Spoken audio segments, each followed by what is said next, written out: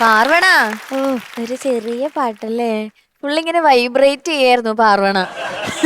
അവൾ എന്റെ കേറുമ്പളെ പറഞ്ഞു, കണ്ടോ ഞാൻ ഫുള്ളിങ്ങനെ വിറയ്ക്കുമായിരിക്കും. അതുപോലെ തന്നെയായിരുന്നു പാർവണ പാടിയപ്പോ. പാർവണേക്കാളും വിറച്ചത് പാച്ചുച്ചേട്ടനായിരുന്നു. നല്ല രീതിയിൽ വിറയ്ക്കുന്നുണ്ടായിരുന്നു. എങ്ങനെ ഉണ്ടായടാ പാടിയിട്ട്? അറിയൂല. ഓക്കെ, ചോദിക്കാം. ശരത് സാർ. മക്കളെ, ഇത് മക്കൾക്ക് സിമ്പിൾ ആയിരുന്നു. മക്കളെ, നമ്മൾ കേൾക്കുമ്പോൾ തന്നെ ഞങ്ങൾക്ക് ശ്വാസം മുട്ടിയിരിക്കുക ഇവിടെ. ഈ രാഗത്തിന്റെ പേരെന്താണ് മോളെ? രുക്മാംബരി. രുക്മാംബരി.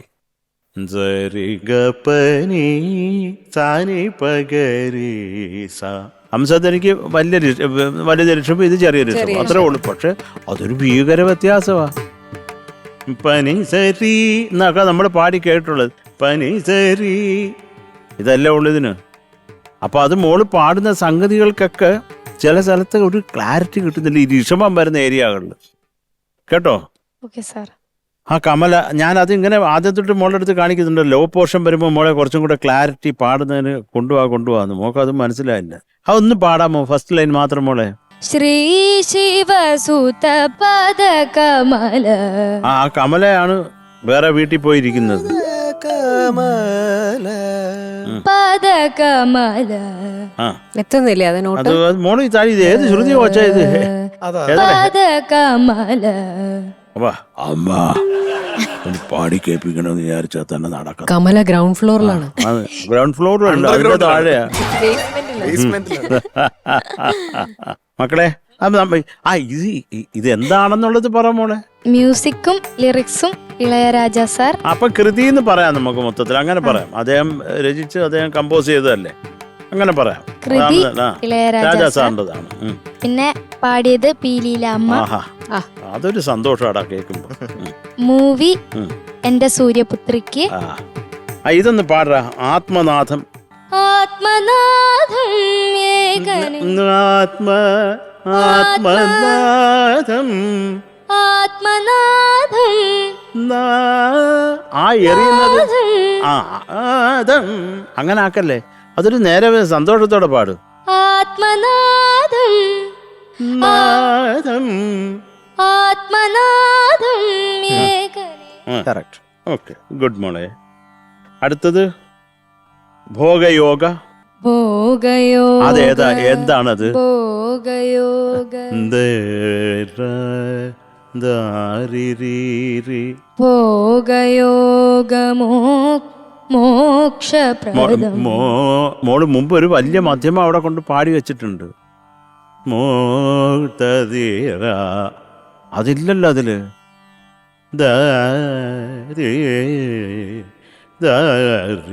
അത്രയല്ലേ ഉള്ളൂ. ഭോഗയോഗ മോക്ഷപ്രദം. മോ മോ മോ മോ മോ എന്ന് പറയുമ്പോ ഒരു മാവ്.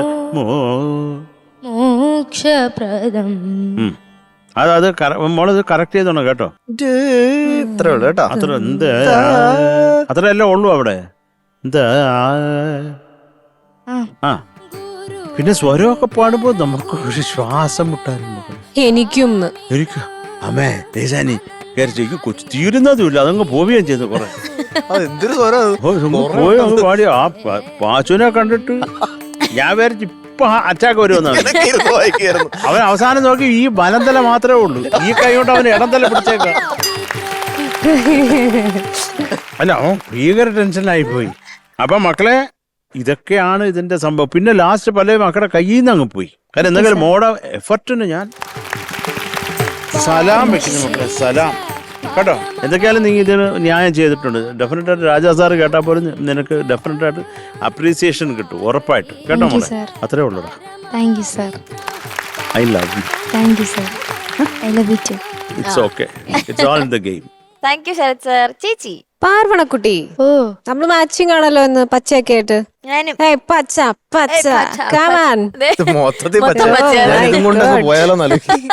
പാർവണ, ഓ നല്ല സോങ് സെലക്ഷൻ എന്ന് പറയണമെന്ന് ആഗ്രഹമുണ്ട്. അടിപൊളി. പക്ഷേ ആഗ്രഹം ഉണ്ടായിരുന്നു. ഇതൊരു വല്ലാത്തൊരു സെലക്ഷനാണ്. കാരണം ഞാൻ സത്യം പറയാലോ, ഇന്ന് വരെ ഞാൻ ഇതൊരാള് ലൈവായിട്ട് സ്റ്റേജിൽ പാടുന്ന കേട്ടിട്ടില്ല.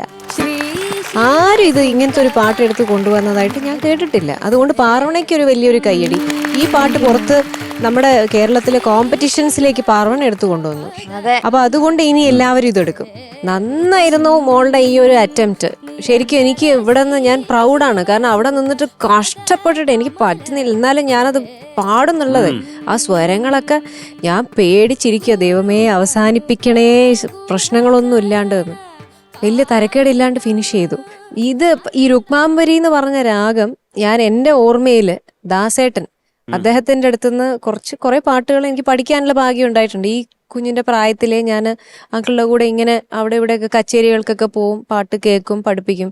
അപ്പോൾ ഒരു ദിവസം ഇങ്ങനെ ഇരിക്കുമ്പം വാതാപി അദ്ദേഹം ഇരുന്ന് പാടുക. അപ്പൊ ഈ നൊട്ടേഷൻ നോക്കുമ്പം പറഞ്ഞു ഇങ്ങനെ രുക്മാംബരി എന്ന് പറഞ്ഞൊരു രാഗമുണ്ട്, അതിൽ ഋഷഭം മാറ്റിയാല് രാഗം മാറി.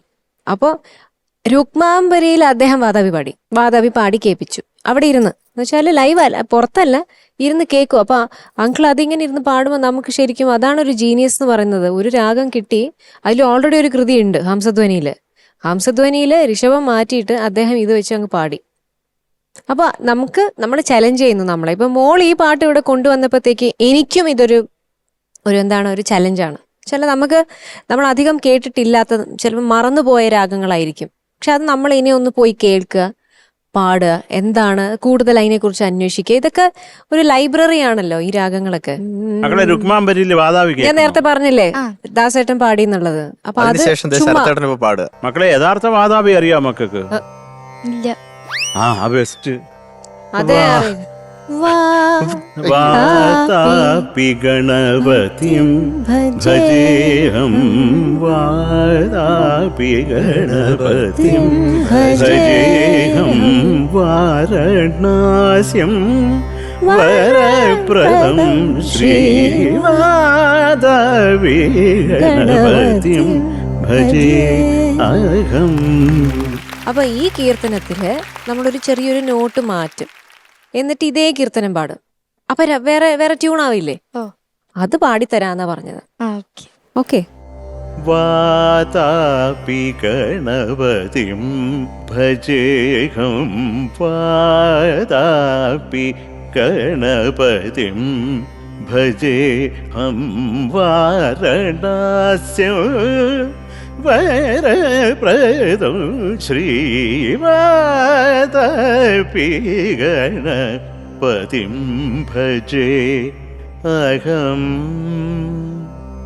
ഭജേ അഹം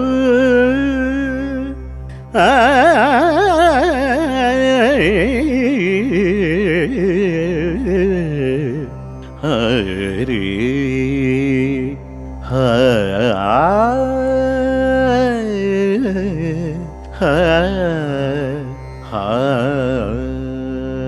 അരെ വാ വാ വാ വാ വാ, സൂപ്പർ സൂപ്പർ.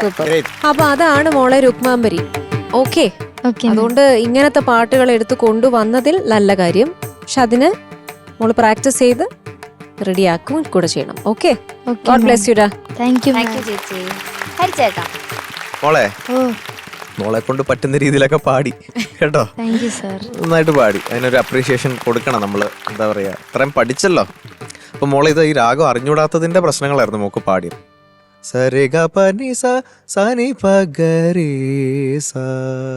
രുക്മാംബരി ഞാനിത് നിന്നാണ് ഒബ്സർവ് ചെയ്യുന്നത്. ഈ രാഗം ഭയങ്കര പാടാ. എന്ന് വെച്ച് കഴിഞ്ഞാൽ ഈ ഹംസധ്വനി പാടിക്കൊണ്ടിരിക്കുമ്പോൾ ഇത് പാടിക്കഴിഞ്ഞാൽ, ചേട്ടനൊക്കെ ആയതുകൊണ്ട് അത് പാടി ഉടനെ നമുക്കത് ഇച്ചിരി പാടാ, തലവേദന ചെയ്തു ഈ രാഗം. കാരണം ഒന്ന് മാറിക്കഴിഞ്ഞാൽ അപ്പം അങ്ങോട്ട് മാവും.